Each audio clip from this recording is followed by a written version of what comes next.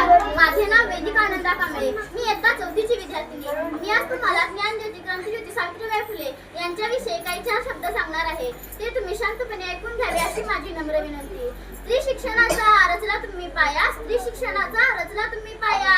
शब्द ही अपुरे पडती तुमची गुण गाया, शब्द ही अपुरे पडती तुमची गुण गाया. विधवा अनाथांच्या बनल्या तुम्ही आई, विधवा अनाथांच्या बनल्या तुम्ही आई. त्रिवार वंदन करतो तुम्हाला सावित्रीबाई, त्रिवार वंदन करतो तुम्हाला सावित्रीबाई. ज्ञानवंतीच्या साखळदंडाने जेरबंद झालेल्या समस्त महिलांना ज्ञान संवर्धनाची पाठ प्रदान करणाऱ्या ज्ञानज्योती म्हणजे सावित्रीबाई. महिलांना शिक्षणाचा तिसरा डोळा प्रदान करणाऱ्या ज्ञानज्योती म्हणजे सावित्रीबाई. समस्त भारतीय महिलांचे भावविश्व नाकारणाऱ्या व्यवस्थेविरुद्ध बुलंद आवाज म्हणजे सावित्रीबाई. आज 3 जानेवारी क्रांतिज्योती ज्ञानज्योती सावित्रीबाई फुले यांची आज जयंती. सावित्रीबाई शिकल्या, त्यांनी मुलींना शिकवलं.